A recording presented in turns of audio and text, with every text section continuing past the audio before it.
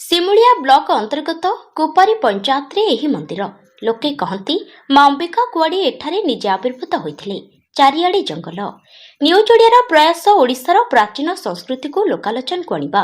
एही क्रम रे आम सांबादिक सत्यव्रत नायक पहुंचीथिले एही मंदिर रे। आसंता सुनिबा एही मंदिर बाबांक ठारू मंदिर संपर्क रे। बाबा मु आपनको आम न्यूज चैनल प्रणाम करूँ। धन्यवाद बाबा आपणकर समस्त दर्शक एवं आपणकर जते सब्सक्राइबर अच्छा मु समस्त को हृदय आशीर्वाद दौची माँ अंबिका समस्त कल्याण करंतु।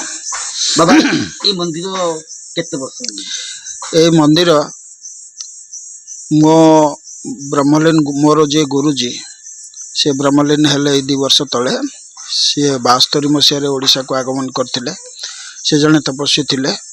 से तांकर तपस्या कार्यक्रम जारी रखुवा समय रे एठे जे प्रतिष्ठित अंबिका माँ आपण मंदिर रे देखुचंती से मांकर से आराधक थिले।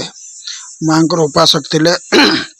उपासना क्रम रे मांकर निर्देश क्रम से 72 मसीह कुपारी गाँव को आसथिले एवं कुपारी ग्रामर सही समय जो माने अधिवासी थिले मुखिया थिले से माने समस्ते मो गुरुजी को तपस्या रे एवं व्यवहार आकर्षित होई एठे समस्तंकर सहमति क्रम यही जगार मंदिर एवं आश्रम करिवार निर्णय करथिले एवं प्रमुख रूप से सही समय भद्रकर व्यवसायी श्री हरिश्चंद्र गुप्ता एवं तांकर अन्यान्य साथी मानक द्वारा बाबाजी जगह को निर्णय करथिले एवं परे बाबाजी एवं ये अंचलवासी कहवा अनुसार मु वर्तमान भी जानी परछु अन्य माने कथावार्ता भी होंती केते दूर संभव कहीं ना लोकोक्ति कौन सी ऐतिहासिक मत नुहे किंतु लोकोक्ति अच्छी ये जगह जो महापुरुष माने मालिका लिखि जाइछन्ति से मालिकार मध्य ये जगार उल्लेख अच्छी एवं ये गोटे शक्तिपीठर पुनरुद्धार कि माने पुनर्निर्माण हबार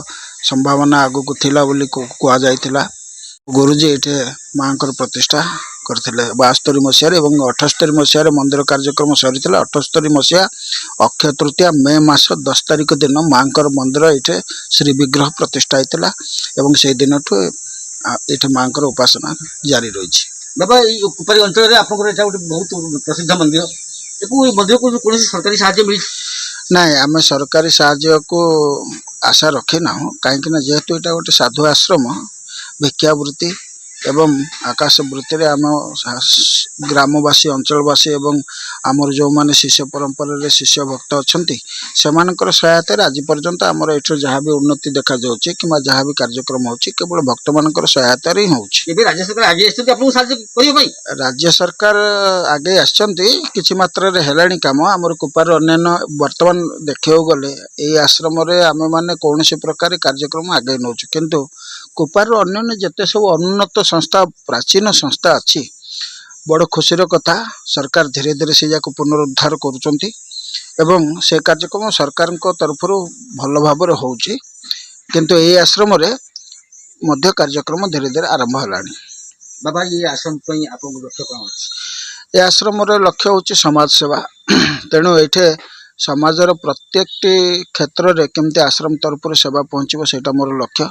एबे सुधा कला संस्कृति विद्यालय ये आमर मो गुरुजी प्रयास प्रथम थर पर कुपारी अंचल गोटे हॉस्पिटल तैयारी होता सीताबाई हॉस्पिटल ना थिला सेटा किंतु सरकार नवीकरण योजना रे आउ से हॉस्पिटल नाटा को चेंज कर देइछन्ति वर्तमान से कुपार पोस्ट ऑफिस पशु डाक्तरखाना कुपारी हरे कृष्ण महताब कॉलेज जोटा अच्छी वर्तमान टेलीफोन एक्सचेंज बालिका विद्यालय ए सब कार्यक्रम रे मोर गुरुजी प्रत्यक्ष संपृक्त थिले एवं तांकर प्रयास रे जाक सब हेइची। तापरे कुपारी रो भद्रक कुपारी रास्ता से समय रे 72 मसीह रे बाबाजी को प्रयास थिला एवं से समय प्रशासक एवं राजनैतिक हस्तक्षेप फल रास्ता मध्य निर्माण हेतिला।